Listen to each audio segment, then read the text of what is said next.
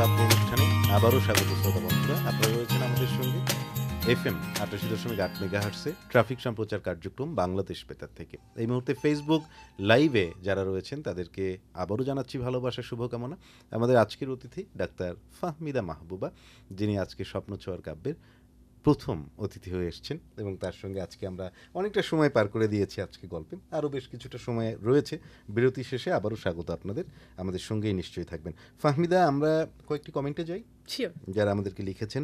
আমাদের নিয়মিত বন্ধু ইয়াসিনুল্লাহ শিশির, আসসালামু আলাইকুম, খুব সুন্দর মুহূর্ত, খুব সুন্দর একটি আয়োজন, চালিয়ে যান, আয়োজনের সাথেই থাকবো।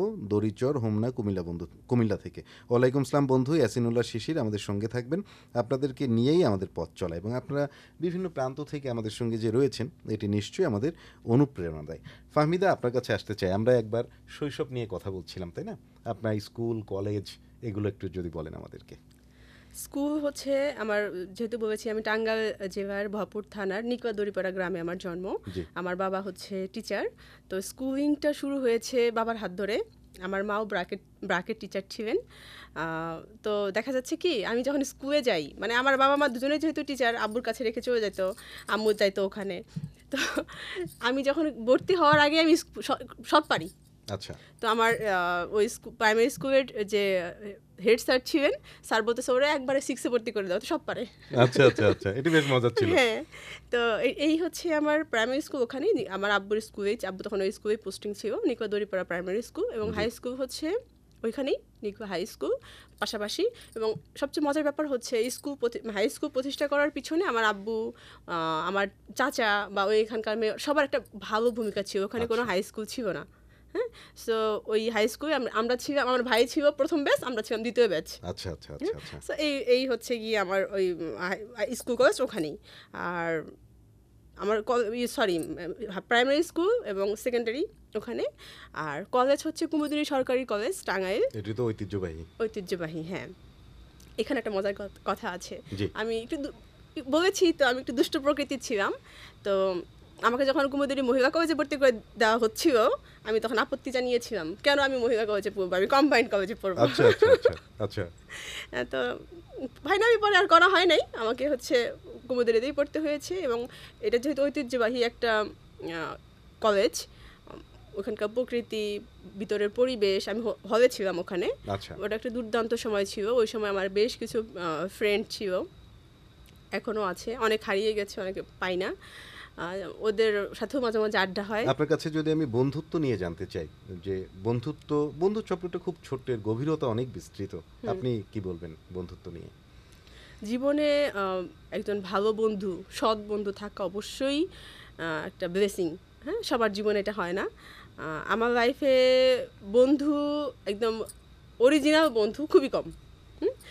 যাদের আমি বন্ধু ভাবি তারা মাঝে মাঝে আমার দেখা যাচ্ছে একটু নেগেটিভিটি ছড়ায়। যাই হোক, আমার বন্ধুভাগ্য কম, বাট বন্ধু থাকাটা ব্লেসিং। তারপরেও যদি বলি, আমার কিছু বন্ধু আছে তারা আমার খুব কাছের, যাদের আমি খুব মিস করি মেডিকেল লাইফে, যাদের কাছে আমি বাচ্চা রেখে ক্লাসে যাইতাম, স্পেশালি সাদিয়ার কথা বলতে গেলে। তো ওরা আমার কিছু বন্ধু আছে, ওরা হচ্ছে আমাকে খুব সাপোর্ট করেছিল। এখনও আমার কিছু বন্ধু আছে, এর মধ্যে সজীব দত্ত আছে, যাকে আমি কাছের মনে করি। সো ওভারঅল এই যে আপনি অনুপ্রেরণার জায়গায় পরিণত হয়েছেন, অনেক মানুষ আপনার থেকে অনুপ্রেরণা নিয়ে থাকেন আপনার ব্যক্তি জীবনে। আপনি উদ্যোক্তা হয়ে অনেক মানুষের কর্মসংস্থানেরও ব্যবস্থা করেছেন। এই যে সামাজিক কাজ, আমরা জানি যে অনেক সামাজিক কাজকর্ম আপনি করেন, এখানে অনুভূতিটা কেমন কাজ করে, নিজের আত্মতৃপ্তির জায়গাটা?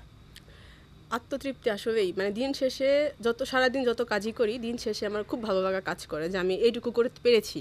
মানে আল্লাহ পাক আমাকে এই পর্যন্ত আসার তৌফিক দিয়েছেন, আমার হাত ধরে কিছু মানুষ বেতন পাচ্ছে। হ্যাঁ, সো এইটার শান্তিটা আসলে অন্যরকম। হ্যাঁ, যে আমি যখন মনে করি যে আমি এই কাজটা করতে পারবো না, তখন মনে হয় যে না, আমার পিছনে তো সাপোর্ট দেওয়ার যে লোকগুলো আছে, আমি যদি ফেল করি তাহলে আমার পিছনে মানুষগুলো ফেল করবে। সো তখন দেখা হয় মানে আমার উদ্যমটা আরও বেড়ে যায়, আমি আরও একটু এফোর্ট দিই, আরও বেশি পরিশ্রম করি এদের ভালো রাখার জন্য। দিন শেষে কিন্তু আলটিমেটলি লাভ আমারই। নিশ্চয়ই আপনি যথার্থই বলেছেন। আপনার জীবনের মূল মন্ত্র কি যদি জানতে চাই? হাসি খুশি থাকা, শান্তিতে থাকা। হ্যাঁ, মানে এখন একটা বয়সে তো চলে এসেছি, এখন আমার কাছে মনে হয় দিন শেষে মানসিক শান্তিটা ভীষণ দরকার। আমি হচ্ছে যেটা হয় যে সারাদিন কাজ করলাম, বাট দিন শেষে আমার মানসিক শান্তি নাই, অশান্তি আছে, বাসায় ঢুকছি শান্তি নাই, হ্যাঁ, এই জিনিসটা ভালো লাগে না। আমার এই বয়সে এসে আমার কাছে মনে হয় মানসিক শান্তি, বেঁচে থাকার মূল মন্ত্র একটাই, সেটা হচ্ছে মানসিক শান্তি। চমৎকার বলেছেন। আসলে মানসিক সুস্থতা অনেক বেশি জরুরি, শান্তি জরুরি। আমাদের যারা শ্রোতা বন্ধুরা রয়েছেন তারা আপনাকে শুনছেন, আপনার আসলে জীবনে গর্বের মুহূর্ত যদি জানতে চাই, আপনি নিজেই অনেক স্ট্রাগল করেছেন, সফল হয়েছেন, এছাড়াও আলাদা যদি কোনো ব্যাপার থাকে যেটা আপনাকে খুবই গৌরবান্বিত করে, কি বলবেন? গর্বের কথা কি বলবো, ইম্পর্টেন্ট একটা ঘটনা কিছুদিন আগে ঘটেছে, যেটা শুনে মানে যেটাতে আমার নিজের কাছে খুব ভালো লাগা কাজ করে। জি। হ্যাঁ, সেটা হচ্ছে যে আমি যে একটা অফিসে জব করি, সেই অফিসে আমার একটা খালা আছে, আমার মেডিকেলের জন্য উনি নিবেদিত আর কি। তো খালার মেয়ে, তার একটা বাচ্চা হয়ে গিয়েছিল অনলি 28 সপ্তাহে। জি। হ্যাঁ, ওজন হয়েছে 1300 গ্রাম। এবং ইন্টারেস্টিং বিষয় হচ্ছে ওই মেয়ের হাজব্যান্ড অত ভালো ছিল না, ডিভোর্স হবে এরকম একটা ব্যাপার ছিল, যেহেতু অলরেডি সে প্রেগনেন্ট। এবং আমার খালা ইচ্ছা করে অ্যাবর্ট করতে চেয়েছিল, তো ভেবেছিল যে অ্যাবর্ট হয়ে গেছে। তারপরেও যেহেতু মেয়েটার কিছু প্রবলেম ছিল, আমি 5.5 মাসে গিয়ে আটা করে দেখি যে অলরেডি বাচ্চা 5.5 মাস। তো যাই হোক, তারপর থেকে আমি আমার তত্ত্বাবধানেই রেখেছি, ওষুধ থেকে শুরু করে ধরেন ইচ অ্যান্ড এভরিথিং আমি চেষ্টা করেছি। তো তারপরেও যেহেতু মানে ফাইটার বাচ্চা, তো মানে অ্যাবর্টিফিকেশন ড্রাগ খেয়েও বাচ্চাটা ছিল, তার অলরেডি উইদাউট এনি টেস্ট সে 6.5 মাসে গিয়ে আল্ট্রাসোনোগ্রাম করতে গিয়েছে। তো তখন হচ্ছে তার ওই যে বললাম যে 28টা করে আসে, ওই দিন রাতে থেকে তার ডেলিভারি পেন শুরু হয়ে গেছে।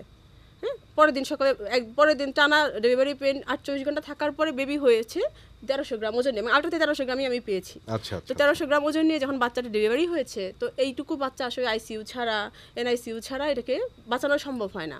বাট আল্লাহর অশেষ রহমত এবং খালার অতটুকু ফিনান্সিয়াল সাপোর্ট নাই যে উনি এনআইসিইউতে নিয়ে যাব বা কিছু একটা করবে, এরকম সাপোর্ট নেই। আমি এবং আমার একজন ডক্টর কলিগ আছে, দুজনে মিলে এই বাচ্চাকে, মানে খালা করে কিছুই করবেন না, হ্যাঁ, আর ওই মেয়ের হাজব্যান্ডও আসে না।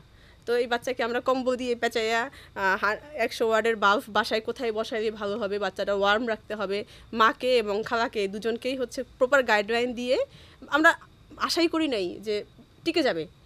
মানে রাখে আল্লাহ মারে, কি একটা কথা আছে। তো তো প্রপার ট্রিটমেন্ট যা করে আমরা দুজনেই করেছি। এবং আমি খালা আমাকে যদি ফোন দিতাম, আমি আতঙ্কে থাকতাম, আল্লাহ এখন না ফোন দিচ্ছে হয়তো বা নেগেটিভ কোনো নিউজ বলবে, হয়তো বাচ্চাটা না এটা বলবে। আমি মানে ওই সময়টাতে 15-20 দিন পুরো আতঙ্কে থাকতাম। তো আলহামদুলিল্লাহ সেই বাচ্চাটা সার্ভাইভ করে গেছে, এবং বাচ্চাটার এখন 3 মাস বয়স, বাচ্চাটার ওজন এখন 2800 গ্রাম। বাহ, অসাধারণ। আপনাকে অভিনন্দন, আপনার টিমকে অভিনন্দন জানাচ্ছি।